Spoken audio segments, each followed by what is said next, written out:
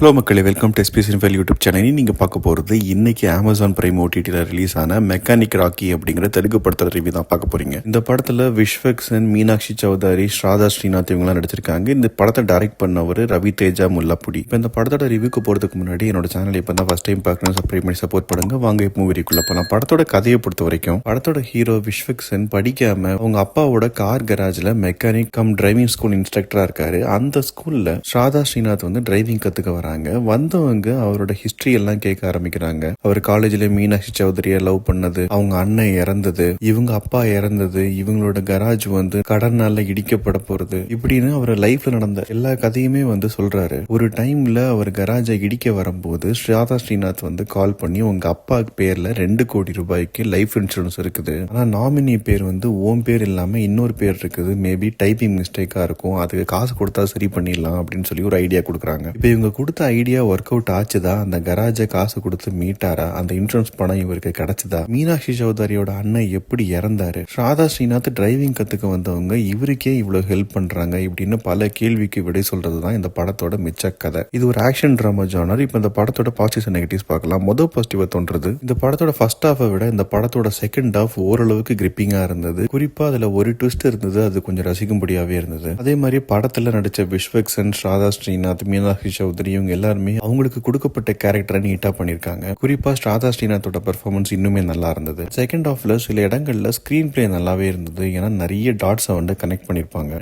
ஜேக்ஸ் பிஜாயோட பிஜிஎமும் நல்லாவே இருந்தது. இதெல்லாம் தான் அந்த படத்தோட பாசிட்டிவ்ஸ். இப்ப நெகட்டிவ் சைட் பார்க்கலன்னா முதல் நெகட்டிவா தோன்றது, இந்த படத்தோட ஃபர்ஸ்ட் ஹாஃப் ஒரு பெரிய லெட் டவுன் அப்படின்னு தான் சொல்லலாம். ஏன்னா எந்தவித ஒரு சுவாரஸ்யமுமே இல்லாம ஒரு மாதிரி மந்தமா போகும். லவ் போர்ஷன் எல்லாமே ரொம்ப தேவையில்லாம திணிக்கப்பட்ட மாதிரி இருக்கும். காமெடியும் பெருசா ஒர்க் அவுட் ஆகல, லாஜிக்கலாவும் ரொம்ப கோட்டை விட்டுட்டாங்க.